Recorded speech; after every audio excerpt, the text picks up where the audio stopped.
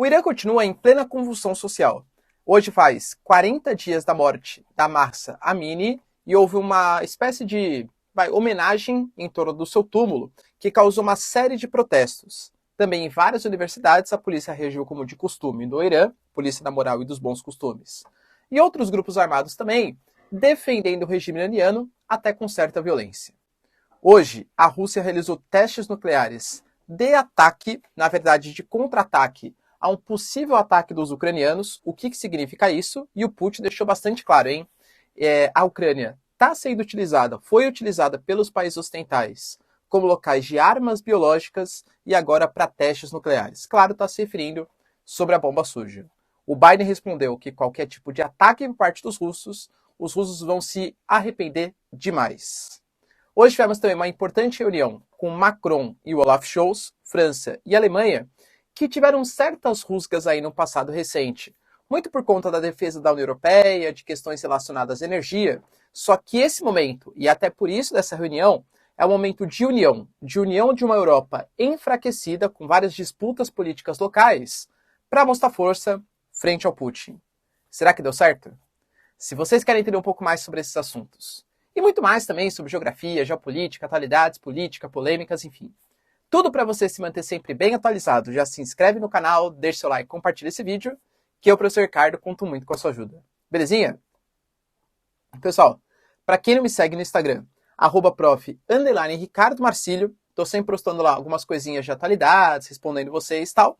E também, se você quiser contribuir aqui para o canal, sendo membro, pessoal, sensacional. Se não, só seu like, seu engajamento já está mais que ótimo também. Tamo junto? Então bora lá pro vídeo, ó.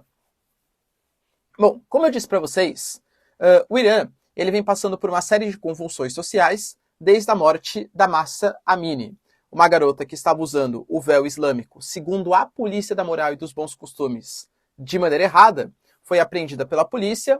Houve, segundo a população, maus tratos, desrespeitos. A polícia iraniana ainda sustenta a narrativa que ela morreu por algum tipo de ataque cardíaco ou coisa que valha, mas a população saiu às ruas para manifestar, principalmente as mulheres, contra a opressão do regime iraniano. Então, jogando seus hijabs na fogueira, ou hijabs, né? A gente teve, por exemplo, universidades se manifestando, colégios mesmo, tá? Existem alguns hinos que estão sendo entoados como hinos de liberdade, como hinos anti-opressão do regime iraniano. Só que o Irã, ele se mantém bastante com esse regime mais autoritário, uma interpretação mais reacionária do que seria o Alcorão, e essas manifestações, muito impulsionadas pela população jovem e pelas redes sociais, pode sim culminar com o fim do regime. Professor, o Irã alega que tem interferência do mundo ocidental. Particularmente, acho que tem.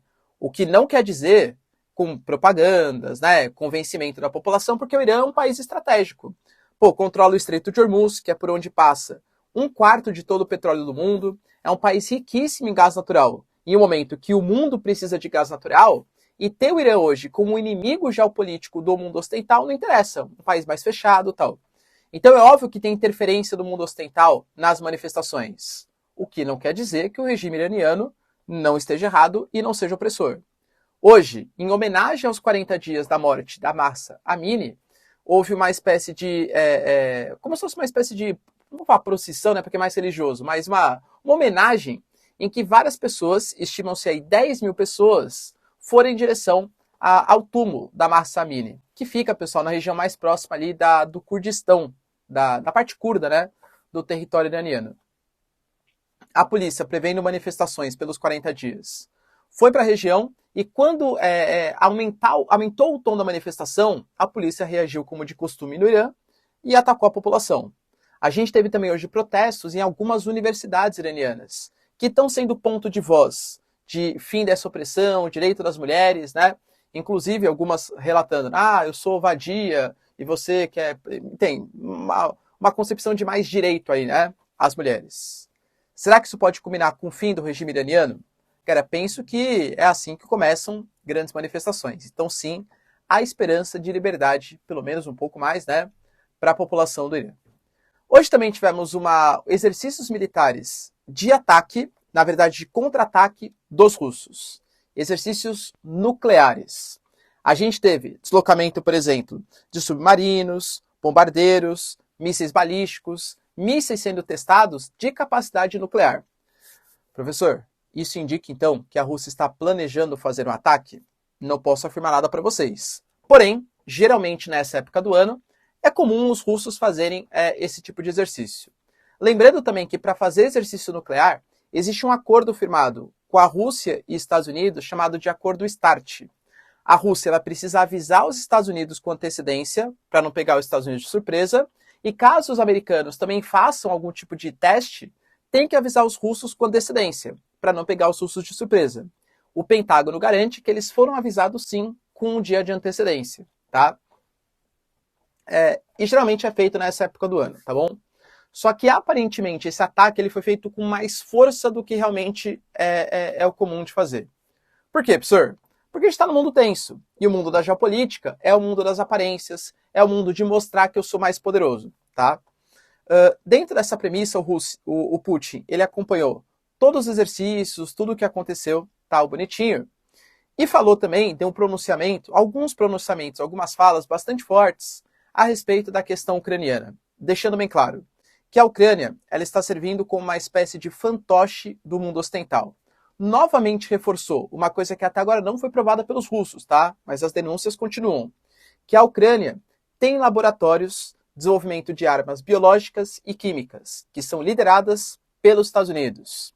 Inclusive supostas interferências até do filho do Biden nessas parcerias com esses biolaboratórios na Ucrânia, que poderiam jogar agentes patológicos da Rússia e tal. Novamente, ainda não há confirmação sobre o fato. E falou que também, além disso, a Ucrânia agora está servindo como teste para a capacidade nuclear. Isso falando sobre as bombas sujas, que são um tipo de armamento que não é um artefato nuclear de fato, mas vem carregado de material radioativo. E o uso dele pode espalhar radiação. Segundo a Rússia, o que a Ucrânia está fazendo?